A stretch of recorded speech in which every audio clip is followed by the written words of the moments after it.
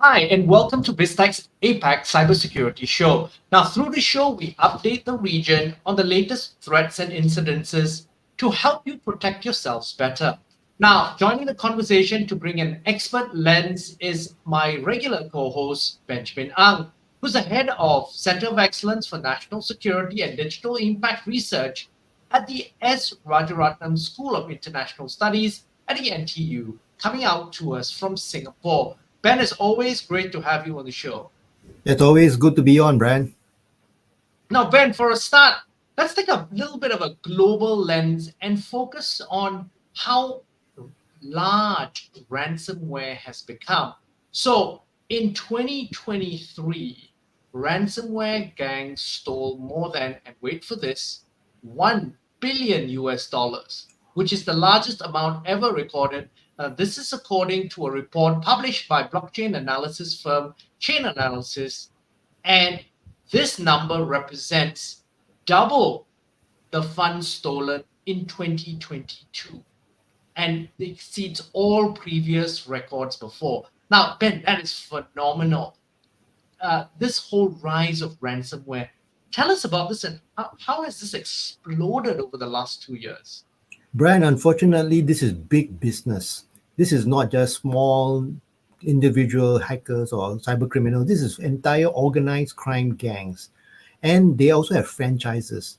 So they actually make the ransomware tools available for smaller time operators who want to operate as a franchise so that they can actually run a ransomware, which means that it's not just big MNCs that are at risk and critical infrastructure that is at risk, but even small businesses that are also being attacked by the smaller franchisees of these ransomware gangs. So everybody's at risk. So this is incredible, right? So what you're saying is you could be this big cybersecurity organized crime syndicate, and then let's just say an organized crime syndicate in Italy wants to get involved in cyber crime. You could just literally go and buy the license with a revenue share, and you can start extorting people in your own jurisdictions. Yes, from what we've heard, they even have help desk to help their new clients, right? To get their ransomware done right now. Even the ransomware demand notes, they can give you samples and, of course, all the tools. So it's quite terrifying that any country that you're in, your local gangs could then go into the ransomware business pretty fast. So this is ransomware as a service, essentially. Absolutely. Oh my goodness. So then, who are some of the key players in this game now? The big organized gangs are the names are well known in the industry, and then of course the big problem is that it's not just them; it's the individual gangs that we do not know if they are making use of their tools, and Okay. that's what's hitting all the smaller businesses. Now, on a different note, and a little bit closer to home, but then globally as well, we've got a story around targeted attacks on Microsoft's Azure platform. So, according to Proofpoint, a cybersecurity company, Microsoft, more than 200 organizations have been targeted by employee compromise, um, where they basically been hit with phishing as well as account takeover attacks. Tell us about this and how this is impacting companies. You know, Brian, there's an interesting link with this to ransomware as well.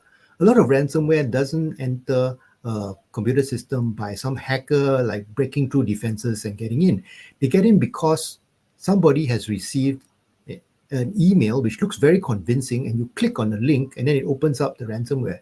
Or an attachment which looks very convincing, and then you click on it, it opens up the ransomware.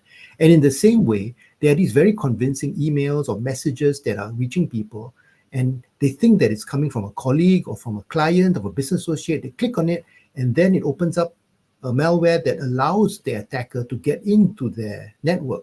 In this case, Microsoft Azure networks, which are very, very widely used. You know, everybody who's using Microsoft Office 365, and many of our listeners would be, have a back end which is Microsoft Azure.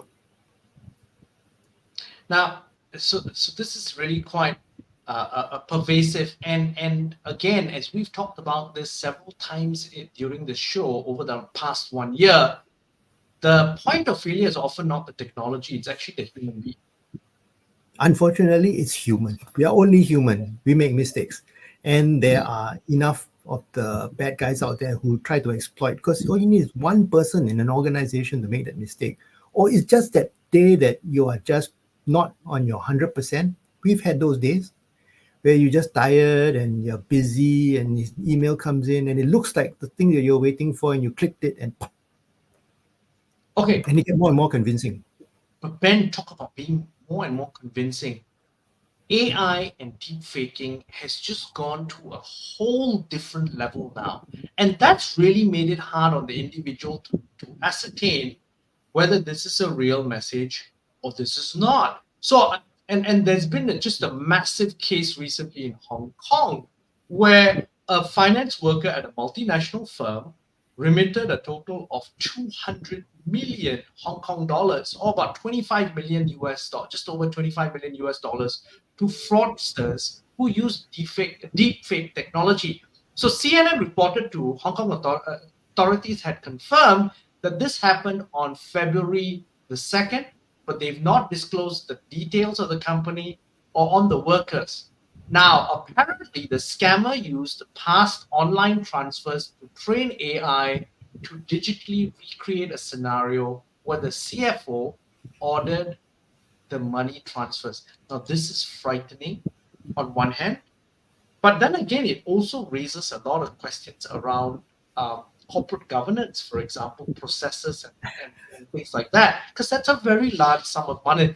Ben, perhaps given your technology background as well as your legal background, could you shed some light into some of these really troubling chain of events?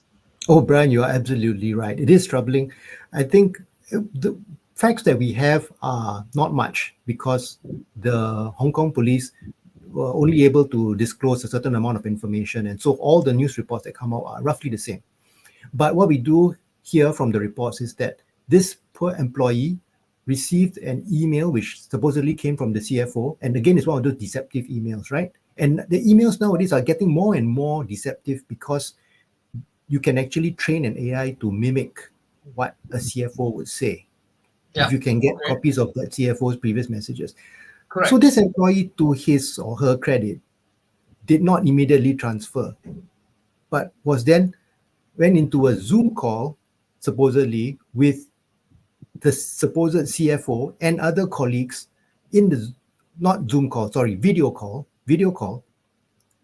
And on this video call, supposedly the CFO and the other colleagues verified that yes, carry out the transactions, not just one.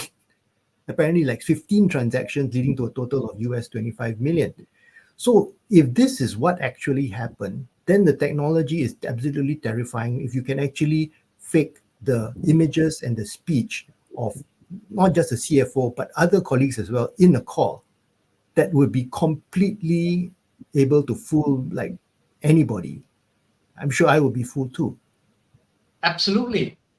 Which then brings us to the second thing which you said, which is actually there are solutions to this which are not technical. And the, we have to ask, how was this employee able to make 15 transactions without getting any written approval? And 15 transactions amounting to 25 million USD, which means that at least some of those transactions had to be above a million, Yes. mathematically speaking. So, So wouldn't you how need do you, multiple layers of authorization to authorize that? yes, And then even if we look at very simple, and so our little company, BizTech Asia, we have somebody, the separate person that is the, if we do an online transaction, there is a maker who creates the transaction, has a token that's done, and then after that, the authorizer, who then is a separate person with also then has a token that has to then authorize the payment, right? So why that isn't would that require a lot of people to be fooled in order to get that correct? done. It wasn't just So one how person. did that happen? I'm just, it really boggles the mind that A, it's such a big amount, and B, because it was such a big amount, how they were able to do this.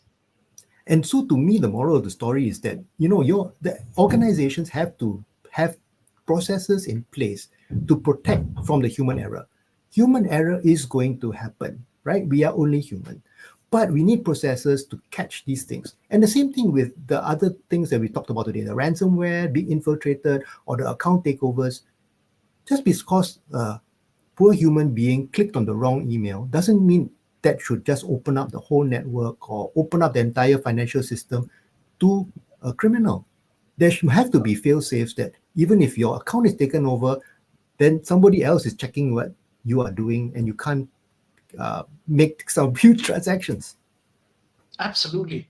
You know, Ben, I think that raises a lot of questions that I think from a key takeaway from this exercise is everyone needs to tighten up their processes and corporate governance around your organizations. Yep. Now, on that note, Ben, that's it for this week's APAC Cybersecurity Show. Ben, it's been great having you on the show today. Always glad to be on, Brian. Now, we've been speaking to Benjamin Ang, head of the Center of Excellence for National Security and Digital Impact Research at the S. Rajaratnam School of International Studies at the NTU in Singapore. This has been BizTech's APAC Cybersecurity Show. I'm Brian Fernandez. Check out the show on our website, www.biztech.asia, as well as our syndication partners, TV stations, radio stations, and websites. Thanks a lot for tuning in.